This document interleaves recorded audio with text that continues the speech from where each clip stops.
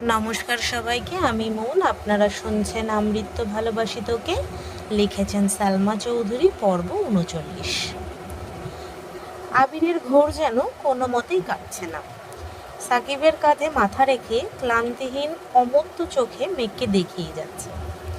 নিজে পছন্দ করে কেনা ড্রেসটাতে অষ্টাদশীকে যতটা মোহনীয় লাগবে ভেবেছিল, তার থেকেও কয়েক গুণ বেশি রমণীয় লাগছে। মেঘের মায়াবী হাসি দেখে আবিরের টালমাটাল অবস্থা। মায়াবিনীর মায়াবী হাসি দেখলে বারবারই আবিরের সকল দুশ্চিন্তার অবসান ঘটে। হৃদয়ে অন্যরকম অনুভূতি কাজ করে। আজ সকাল থেকে ঘটা একের পর এক ঘটনা আবিরকে বেসামাল করে দিচ্ছে। নিজেকে সামলানোর বিন্দুমাত্র শক্তি আবিরের নেই। নানান রকমের নিষিদ্ধ ইচ্ছা যেন মাথাচাড়া দিয়ে উঠেছে। অষ্টাদশীর প্রাণোচ্ছল হাসি, তার সাথে গাঢ় কাজল টানা দু চোখ দেখে আবির আনমনে বিড়বিড় করে বলল, আমার ক্লান্ত মস্তিষ্ক জোরে শুধু তোর বিচরণ চলে। সাকিব ঠান্ডার স্বরে শুধালো, কার? সাকিবের প্রশ্নে আবির কিছুটা নড়ে বসল। বুঝতে পারল তার মনের কথা মুখ ফসকে বেরিয়ে গেছে। নিজেকে সামলে উত্তর দিল, মাহাদিবা খান মেঘ। এখনো মেঘবতীকেই দেখছো নাকি? কোথায় মেঘবতী দেখি? যেই না ঘাড় ঘুরাতে জানবে অমনি আবির আটকে দিল। তেজপূর্ণ ভারী স্বরে বলল, আমার সম্পত্তিতে ভুলেও নজর দিবি না। সাকিব আমতা আমতা করে বলল, আমি তো শুধু দেখতে চাইছিলাম। ভাইয়ের সম্পত্তিতে নজর দিব এত নিকৃষ্ট আমি না। তাছাড়া আমার মানুষ আছে। আবির কোনো কথা বলল না। একটু থেমে সাকিব পুনরায় বলল, ভাইয়া চলো একটা জায়গায় যাই। আবির উদাস কণ্ঠে বলে উঠল, আমি জানি তুই কোথায় যেতে চাচ্ছিস, কিন্তু আমি এখন কোথাও যাচ্ছি না।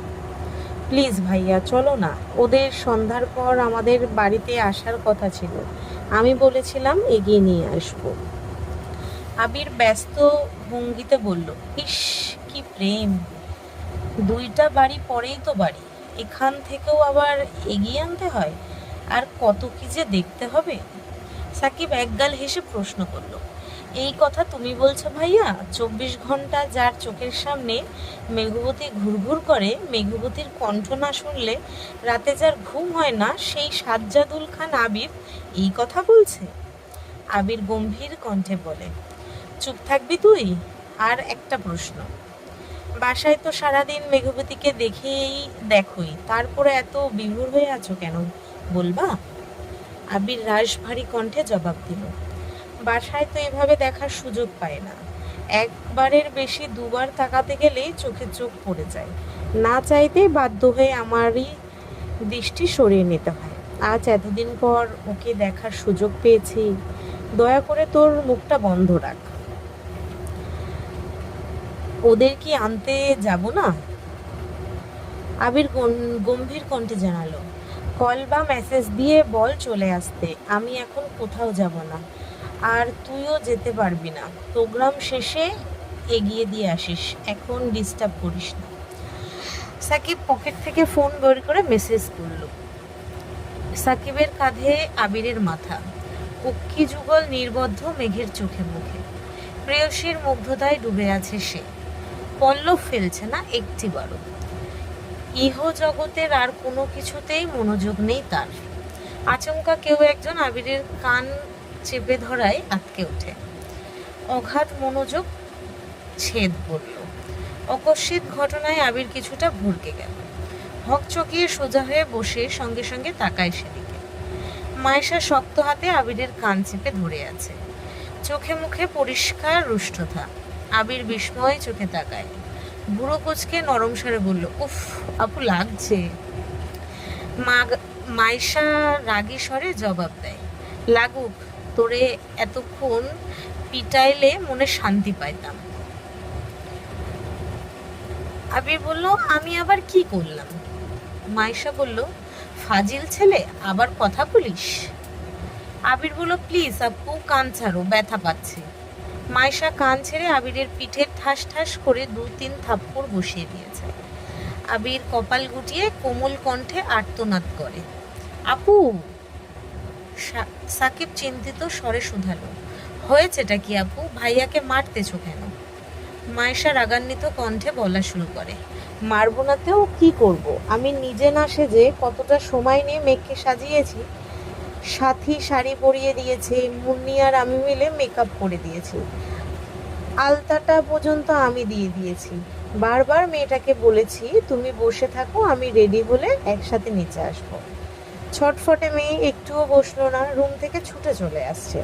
আমি রেডি হয়ে আসতে পারলাম না, মেঘের পরনে না আছে শাড়ি আর না আছে কোনো সাজগোজ। আমি শিওর এটা এই ফাজিলেরই কাজ। বলতে বলতে আবিরের পিঠে আরেকটা থাপ্পড় বসিয়ে দিয়েছে। সাকিব মায়েশার কথা শুনে বসা থেকে উঠে গেছে। আবিরের মুখোমুখি হয়ে শুধায়, ও আচ্ছা, এই কারণেই তাহলে তোমার টালমাটাল অবস্থা। মায়েশা পুনরায় চেঁচিয়ে ওঠে, কি রে, কথা বলছিস না কেন? আবির অন্যদিকে তাকিয়ে উত্তর দিল, আমি কি বলবো, মেঘ শাড়ি পাল্টালো কেন জানি না। আবির, একদম ফাজলামো করবি না, আমি ড্যাম শিওর এটা তোর কাজ। সাকিব পাশ থেকে বলে উঠল, এতক্ষণে বুঝলাম ভাইয়ার মাথা নষ্টের কারণ মেঘবতীর শাড়ি। থাক আপু, তুমি মন খারাপ করো না, ভাইয়া মেঘবতীর প্রতি একটু বেশি সিরিয়াস তো, তাই হয়তো শাড়ি পাল্টাতে বলেছে। মায়েশা ভ্রু কুঁচকে শুধালো, তুইও জানিস আবির তাহলে সত্যি সত্যি মেঘকে পছন্দ করে? সাকিব উত্তেজিত কণ্ঠে জানালো, পছন্দ না গো আপু, মেঘবতীর প্রেমে আবির দেওয়ানা বলো। মানুষ তো প্রেমে হাবুডুবু খায়, ভাইয়া পুরোপুরি ডুবে আছে, কবে যে নিঃশ্বাস আটকে মরে যায় আল্লাহই জানে। আবির সাকিবের দিকে চোখ রাঙিয়ে তাকিয়ে আছে। সাকিবের সেদিকে হুঁশ নেই। আবির ধমক দিতে যাবে তার আগেই মায়েশা শীতল কণ্ঠে বলে ওঠে, ছি আবির, তোর থেকে অন্তত এটা আশা করিনি। ছোটবেলা থেকে তুই বলতি আমি নাকি তোর সবচেয়ে ভালো বোন, ভালো বোন হওয়ার এই প্রতিদান দিলি? একটাবার বলতে তো পারতি। আবির কৈফিয়তের স্বরে জবাব দিল, কি করে বলবো? তোমার সাথে কি নীরবে কথা বলতে পারি? ফোনে কথা বললে মামা মামি মালা দিশা কেউ না কেউ থাকেই সবসময়, বলবো কিভাবে? মায়েশা সেসবে পাত্তা না দিয়ে বলে, তুই আমার প্ল্যানে পানি ঢালছিস, এখন আমি তোর প্রেমে আগুন লাগাবো। ওয়েট বাবু। মায়েশার আগে গজগজ করে 2-3 কদম এগোতেই আবির ছুটে গিয়ে মায়েশার পথ আটকে দ্বিগুণ ভারী কণ্ঠে প্রশ্ন করে, কি করবা?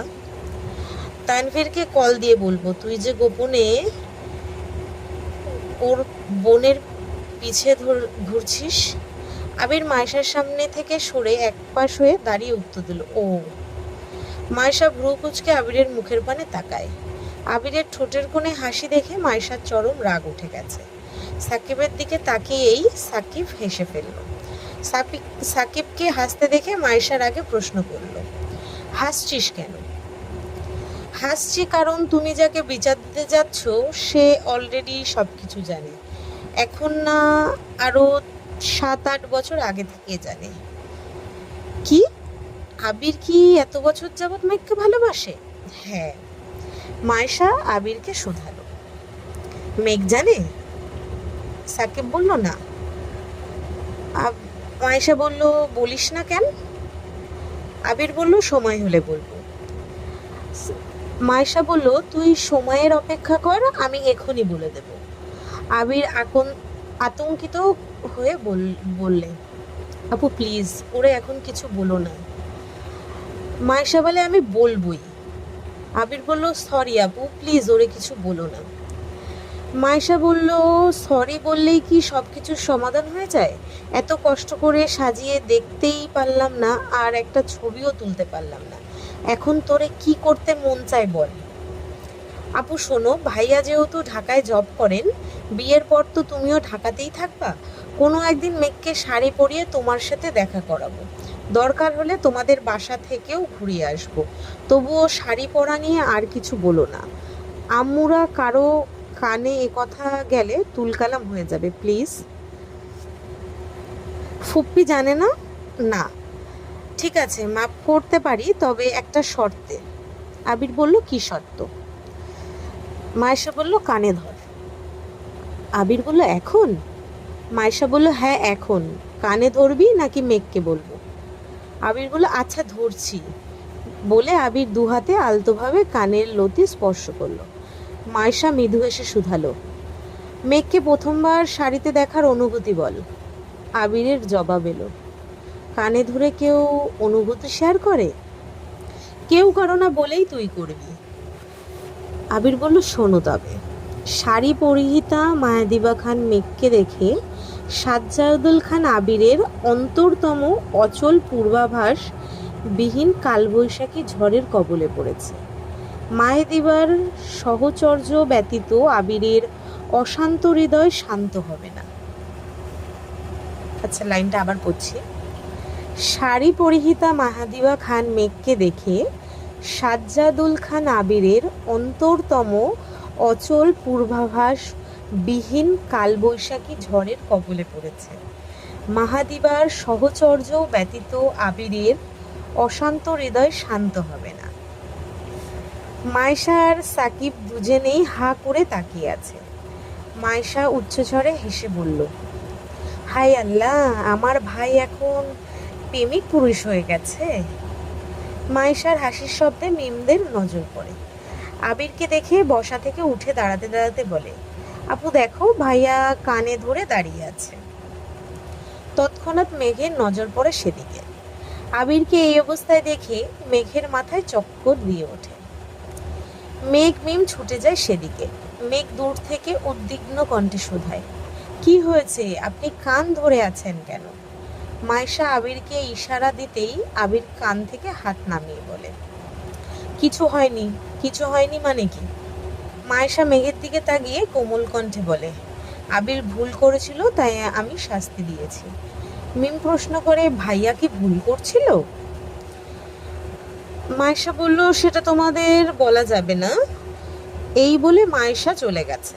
মেঘ আবিরের মুখের পানে চেয়ে চিন্তিত স্বরে জিজ্ঞেস করল, কি করেছিলেন আপনি? আবির কিছু বলার আগেই সাকিব বলল, ভাইয়া ছোট একটা ভুল করেছিল, তাই আপু শাস্তি দিয়েছে, তুমি টেনশন করো না। এই কথা শুনে মেঘ ফিক করে হেসে উঠল। আবির ভুরু কুঁচড়ে প্রশ্ন করল, হাসছিস কেন? মেঘ মুচকি হেসে এপাশ ওপাশ মাথা নাড়ল। মেমের হাত ধরে হাসতে হাসতে চলে যাচ্ছে। আবির কপাল গুটিয়ে প্রেয়সীর গমন পথে চেয়ে আছে। মেঘের চিন্তান্বিত চেহারার হঠাৎ পরিবর্তনের কারণ আবিরের মাথায় ঢুকছে না। মায়েশাকে স্টেজে বসানো হয়েছে, প্যান্ডেলে আত্মীয়র সমাগম। এর মধ্যে দুটা অল্প বয়স্ক মেয়ে শাড়ি পরে বাড়িতে ঢুকেছে। সাকিব এক পলক তাকিয়ে আবিরের কানে ফিসফিস করে কি যেন বলে সেদিকে চলে গেছে। মালা আর ওর বান্ধবীরা কয়েকটা ছেলের সাথে হেসে হেসে কথা বলতে ব্যস্ত। ছেলেগুলো মালারই বন্ধু। আবির তীক্ষ্ণ দৃষ্টিতে চারপাশ পর্যবেক্ষণ করছে। মেঘ চেয়ারে বসে মায়েশার ছবি তুলছে আর সেগুলো মিমকে দেখাচ্ছে। মাঝে মাঝে দুই ফোন সেলফিও তুলছে। সাকিব গেটের কাছে গিয়ে একটা মেয়ের সঙ্গে একটু কথা বলেই সরে গেছে। আদি ছুটে এসে মিমকে টেনে নিয়ে কোথায় চলে গেছে। এই সুযোগে আবির লোকজনের ভিড় পেরিয়ে মেঘের পেছনে দাঁড়িয়ে মেঘের মাথায় গাঁটটা মারে। আকস্মিক ঘটনায় মেঘ আঁতকে উঠছে। পেছন ফিরে আবিরকে দেখে কিছুটা স্বাভাবিক হয়। আবির রাশভারী কণ্ঠে প্রশ্ন করে, তখন হাসছিলি কেন? মেঘ বলল, এমনি। আবির বলল, এমনি কেউ হাসে না, কারণ বল। মেঘ বলল, আপনি শাস্তি দেওয়ার মানুষ আছে দেখেই হাসি পাচ্ছিল। আপনাকে শাস্তি দেওয়ার মানুষ আছে দেখেই হাসি পাচ্ছিল। আবির বলল, তার মানে আমি শাস্তি পেলে তুই খুশি? আবির বলল, মেঘ বলল, আমি এই কথা কখন বললাম? আবির বলল, সব কথা বলতে হয় না, তোর মনের কথা চোখে স্পষ্ট ভাসতেছে। মেঘ ঘন ঘন পল্লব ফেলে শুধালো, আপনি কি চোখের ভাষাও বোঝেন? আবির বলল, জি। মেঘ বলল, সবার? আবির বলল, জি না, তোর মতো তার ছিঁড়া মানুষের মনের কথা বোঝার ক্ষমতা আল্লাহ আমায় দিয়েছেন। মেঘ বলল, আমি তার ছেঁড়া? আবির বলল, কি মনে হয় তোর? মেঘ গাল ফুলিয়ে শ্বাস ছেড়ে বলল, আমি মোটেই তার ছিঁড়া না।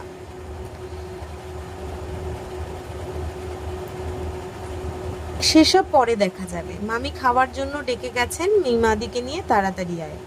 মালা ওর বান্ধবীরা দূর থেকে আবির আবির মেঘের কথোপকথন শোনার চেষ্টা করছিল। স্টেজ থেকে মায়েশাও আবির মেঘকে দিচ্ছিল। মায়েশার মুখে মিষ্টি হাসি।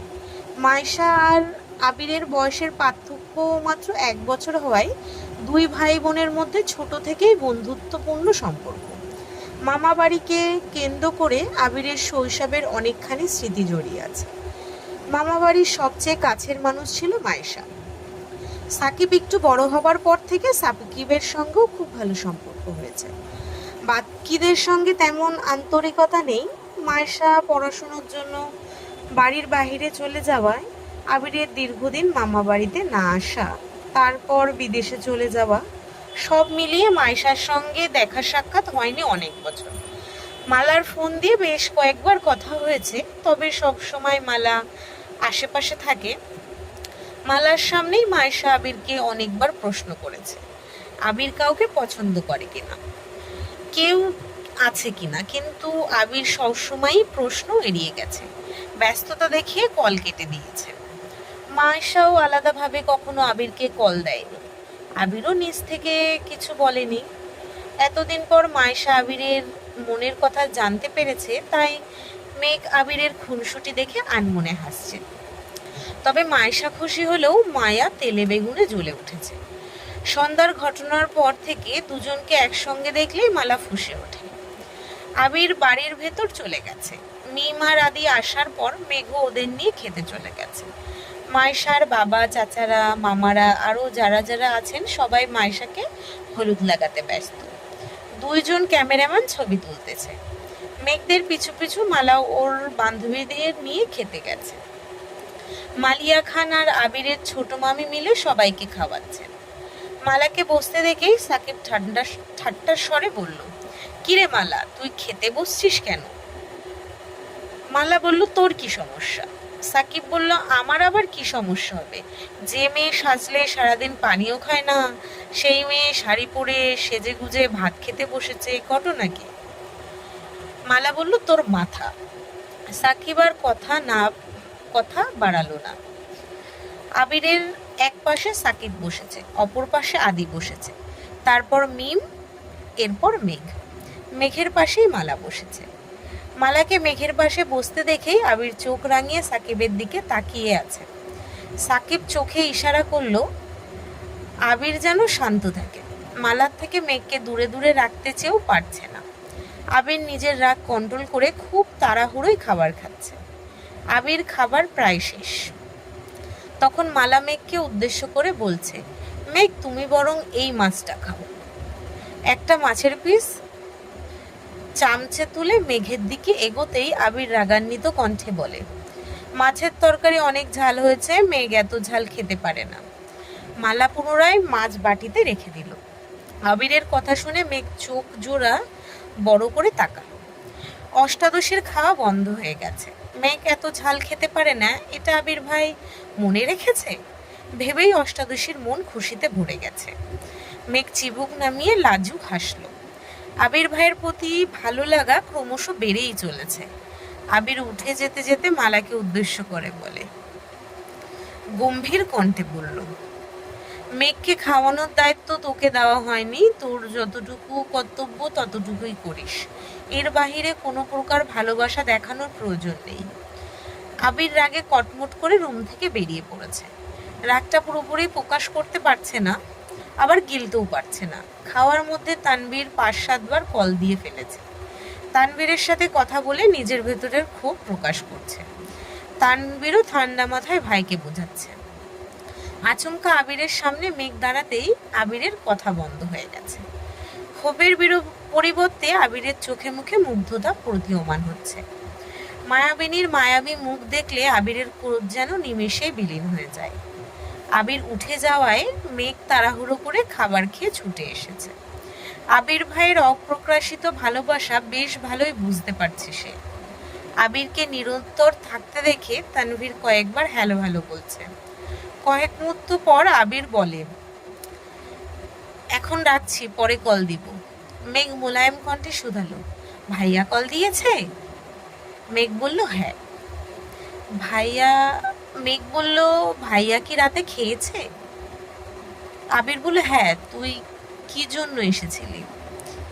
মেঘ বলল, আপনাকে দেখতে। আবির কপাল কুঁচকে বলল, মানে? মেঘ বলল, আপনার শীত লাগছে কি না দেখতে আসছিলাম। ঠিক আছে, চলে যাচ্ছি। আবিরের তীক্ষ্ণ দৃষ্টিতে মেঘ লজ্জায় আড়ষ্ট হয়ে যাচ্ছে। নিজের প্রতি রাগ হচ্ছে। মুখ ফুসকে সবসময় সত্যি কথায় কেন বের হয়? মেঘ কপাল চাপড়াতে চাপড়াতে স্টেজের দিকে চলে গেছে। মেঘকে দেখেই মাইশা হাতে ইশারা করলো স্টেজে যাওয়ার জন্য। ঘণ্টাখানেক গায়ে হলুদের প্রোগ্রাম চলল। স্টেজের আশেপাশে ছবি তোলার জন্য বেশ কিছু সোফা, তার আশেপাশে ফুল দিয়ে সাজিয়ে রাখা হয়েছে। সেখানেই সকলে দল বেঁধে ছবি তুলছে। সবার হলুদ ছোঁয়ানো শেষে নিচের প্রোগ্রাম শুরু হয়েছে। দিশা, মালা, মালার বান্ধবীরা সবাই গায়ে হলুদের গানে অনেক সুন্দর নেচেছে। ছেলেদের মধ্যেও বেশ কয়েকজন নেচেছে। সবার শেষে 10 জন ছেলে স্টেজে উঠেছে। সবার পরনে রানী গোলাপি পাঞ্জাবি, সবাই এক গানে নাচছে। মেঘ সামনের দিকে চেয়ারে বসে সেই নাচের ভিডিও করছে, কারণ 10 জনের কেন্দ্রবিন্দু হলো আবির। সবাই নিজেদের মতো নাচলেও আবিরকে স্টেজে উঠানো যায়নি। মাইশা আপু আর সাকিবের জোড়াজুড়িতে আবির শেষমেশ সবার সাথে নাচতে রাজি হয়েছে। টানা 3টা গানে 10 জন একসঙ্গে পারফর্ম করেছে। আবির স্টেজ থেকে নেমে একটা চেয়ারে বসতে বসতে মেঘকে বলল, একটু পানি নিয়ে আসবি প্লিজ? মেঘ বলল, এক্ষুনি আনছি বলে মেঘ হুটোপুটি করে পানি আনতে চলে যায়। পানির গ্লাস নিয়ে আস্তে আস্তে দেখে মালা আবিরকে পানির বোতল সাধতেছে। মেঘ গ্লাস হাতে মাঝপথেই দাঁড়িয়ে পড়েছে। আবির ঘাড় ঘুরিয়ে উচ্চস্বরে বলল, পানি কি দিবি? মালা পুনরায় বলল, এটা ভালো পানি, খাও। মেঘ কয়েক পা এগিয়ে আবিরের কাছে আসতেই আবির হাত বাড়িয়ে পানির গ্লাস নিতে নিতে বলল, বোতল দিয়ে পানি খাই না আমি। মালার আগে গজগজ করে চলে যাচ্ছে। যতবারই আবিরের কাছে যেতে চাই আবির ততবারই মালাকে অবহেলা করে, দূরে সরিয়ে দিচ্ছে। এটা মালার একদম সহ্য হচ্ছে না। মেঘের প্রতি এত কেয়ার সহ্য করতে পারছে না সে। মেঘ পানির গ্লাস নিতে নিতে বলল, আপনি এত ভালো ডান্স করেন জানতাম না তো। আবির মুচকি এসে বলে, সময় হলে আরো অনেক কিছু জানতে পারবেন। মেঘ অবাক লোচনে আবিরের দিকে তাকিয়ে আছে। প্যান্ডেলের আনাচে কানাচে মানুষের ভিড়। শীতের রাত বলে প্রোগ্রাম তাড়াতাড়ি শেষ করা হয়েছে। মেহেদি দেওয়ার জন্য পার্লার থেকে 3 জন মেহেদি আর্টিস্ট আনা হয়েছে। মায়েশা রুমে চলে যাওয়ায় পাড়া প্রতিবেশীরাও যে যার মতো বাড়ি চলে যাচ্ছে। এত মানুষের ভিড়েও দুজোড়া চোখ একে অপরকে দেখছে। উভয়ের তত্ত্ব দৃষ্টি তোলপাড় চালাচ্ছে উভয়ের হৃদয়ে। হৃদস্পন্দনের মাত্রা তীব্র হচ্ছে। দুজনার আখি যুগল জড়িয়ে আছে মোহময়তায়। হঠাৎ ফোন ভাইব্রেশন হওয়ায় আবিরের দুর্ভেদ্য চাউনিতে ছেদ পড়ে। স্ক্রিনে তাকাতেই সাকিবের নাম চোখে পড়ে। ঘাড় ঘুরিয়ে সাকিবের হাস্যজ্জ্বল মুখ দেখে আবির পুনরায় মেঘের দিকে তাকায়। মেঘ তখনও গভীর মনোযোগের সঙ্গে আবিরকে দেখছে। আবির মেঘের চোখের সামনে 2 আঙুলে তুড়ি বাজিয়ে মেঘের ঘোর ঘাটানোর চেষ্টা করল। তুড়ির শব্দে মেঘ নড়ে ওঠে। সম্ভিত ফিরতেই মেঘ লাজুক হাসল। সে কল্পনায় আবির ভাইয়ের সঙ্গে কাপল ডান্স করতেছিল। আবির তুড়ি বাজিয়ে রোমান্টিক মুহূর্তটা নষ্ট করে ফেলেছে। মেঘকে হাসতে দেখে আবির কপাল গুটিয়ে বলল, কি হলো? মেঘ জিভ দিয়ে ঠোঁট ভিজালো। দীর্ঘ এক নিঃশ্বাস ছেড়ে ডাকল, আবির ভাই। আবির আবেশিত কণ্ঠে জবাব দিল, আকপাচ না ভেবেই মেঘ বলল, আপনি মানুষটা খুব তেতো। মেঘের কথায় আবির তীক্ষ্ণ দৃষ্টিতে তাকালো, কিন্তু কোনো প্রতিক্রিয়া দেখালো না। মুচকি হেসে আশেপাশে তাকিয়ে ভাবলেশহীন জবাব দিল, তেতো হয়েই যে বিপদে আছি, মিষ্টি হলে না জানি কি হতো। মেঘের ওষ্ঠদ্বয় আরো প্রশস্ত হলো। আবির ভাই ঠিকই বলেছেন। আবির ভাইয়ের এই অ্যাটিটিউড দেখেই মালা আপু এমপির মেয়ের মতো না জানি আরও কত মেয়ে পাগল। মালা আপুর আচরণে মনে হয় আবির ভাই তার সম্পত্তি। ভাবতেই আচমকা মেঘের হাসি গায়েব হয়ে গেছে। মুখ ফুলিয়ে শ্বাস টেনে বিড়বিড় করে বলল, আবির ভাই শুধুই আমার, আর কারণ না। আবির তীক্ষ্ণ দৃষ্টিতে মেঘের হঠাৎ পরিবর্তন দেখছে। মেঘের যে ক্ষণে ক্ষণে কি হয়ে যায় এটা ভেবেই আবির ক্লান্ত। আসার পর থেকেই মেয়েটাকে চোখে চোখে রাখছে। তারপরও কি যে হয়। বাসায় থাকলে আবির কখনোই এতটা সময় মেঘকে দিতে পারত না। বিয়ে বাড়ি আত্মীয়ে পরিপূর্ণ। তাছাড়া সাকিব আর ওর বন্ধুরা আবিরকে অনেক দিকে সাহায্য করছে। মামারা বা আবিরের বাবা কোনো কাজে আবিরকে খুঁজতে গেলে সাকিবের বন্ধুরাই সে কাজ করে দিচ্ছে। আবিরকে ডাকার সুযোগই দিচ্ছে না তারা। সাকিব দুদিকেই নজর রাখছে। আবির গলা খাকানি দিয়ে ডাকলো, এই যে। মেঘের নজর পড়ল আবিরের চোখে। কোনো উত্তর দিল না। আবির রাশভারী কণ্ঠে বলল, অনেক রাত হয়ে গেছে, আর টই টই করতে হবে না। কুয়াশার মধ্যে বাইরে ঘুরলে ঠান্ডা লাগবে। প্রোগ্রাম তো শেষই, এখন রুমে যা। মেঘ বলল, আপনি কি করবেন? আবির বলল, আমার কাজ আছে।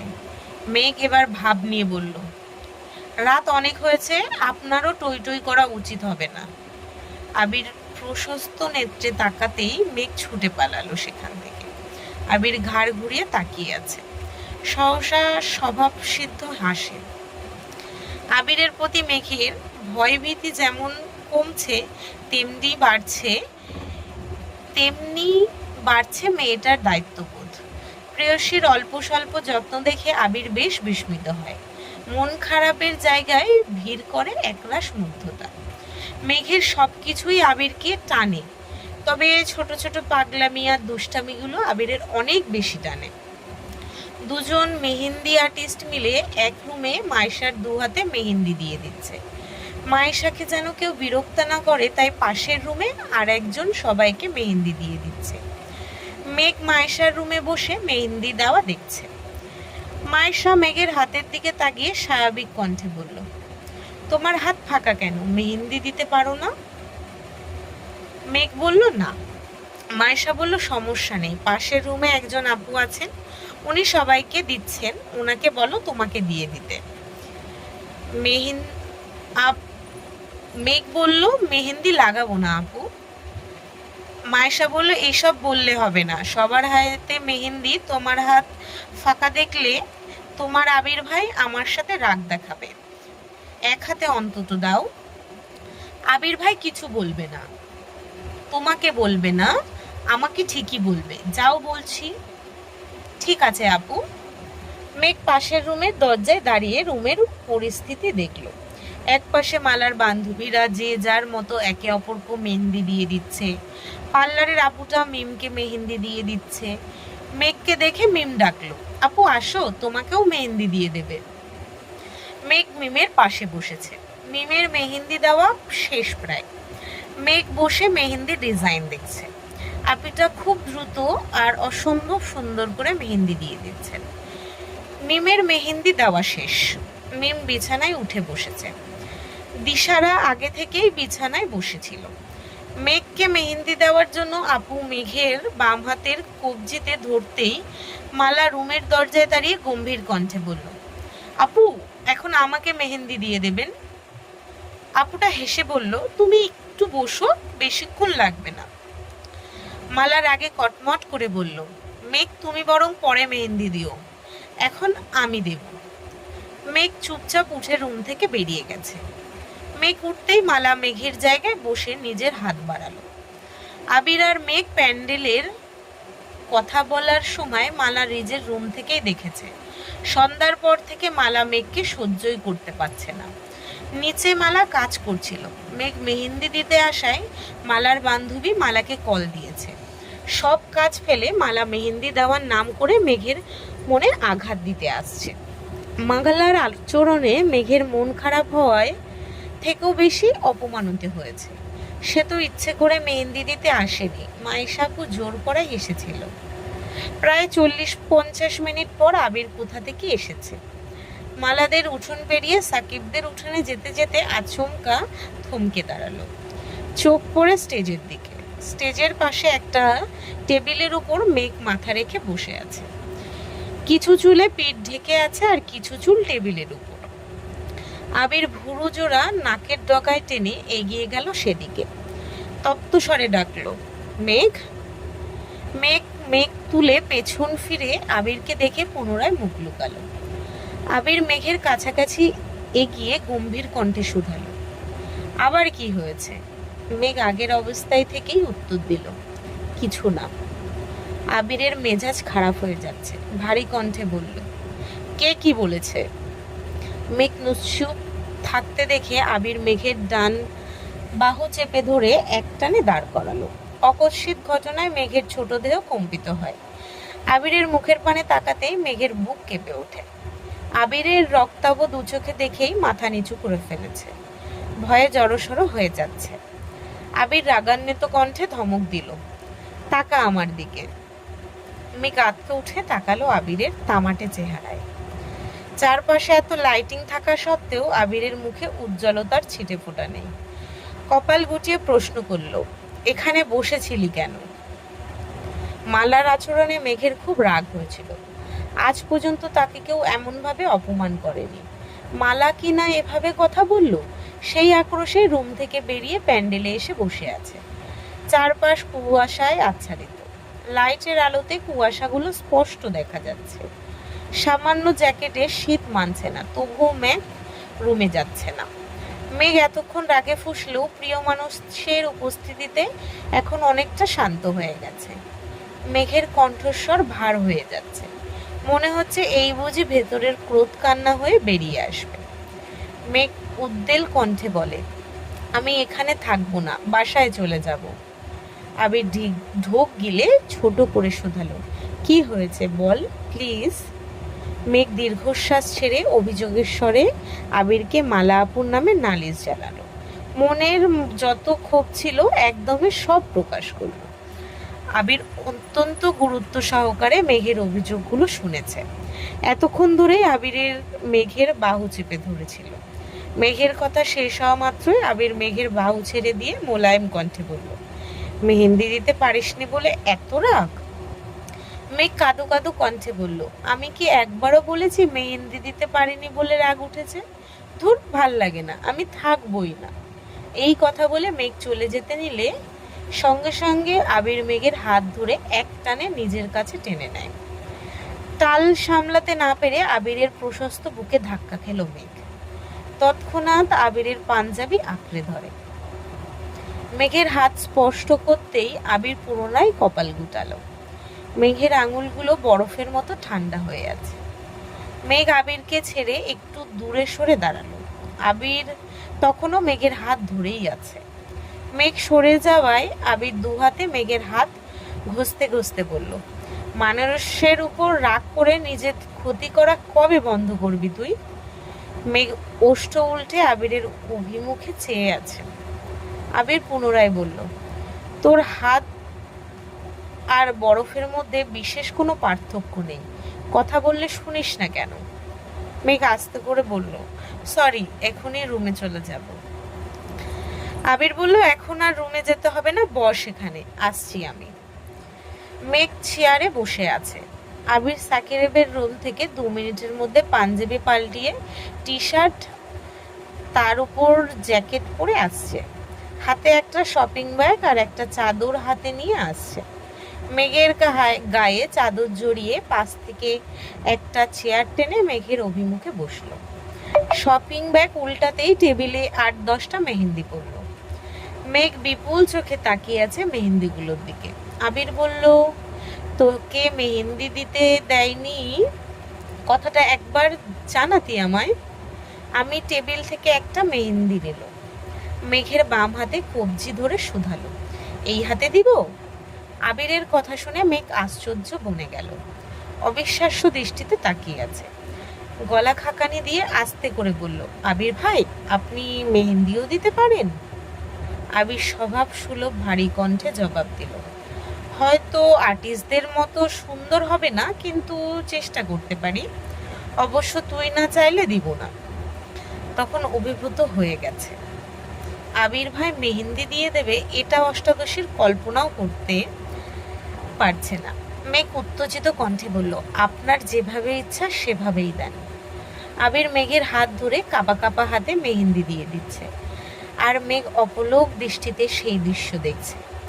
মালিয়া খানের হঠাৎ নজর পড়ে স্টেজের কাছে কাছে আবির মেঘ বসে আছে। উনি কৌতূহল বশতেই এগিয়ে যান সেদিকে। কাছাকাছি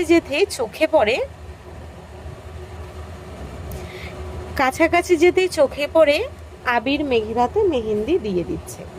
ততক্ষণে মেহেন্দি দেওয়া প্রায় বেশ শেষ দিকে। মালিয়া খান হাসি মুখে বললেন, আলহামদুলিল্লাহ। মায়ের কণ্ঠ শুনে আবির আঁতকে ওঠে।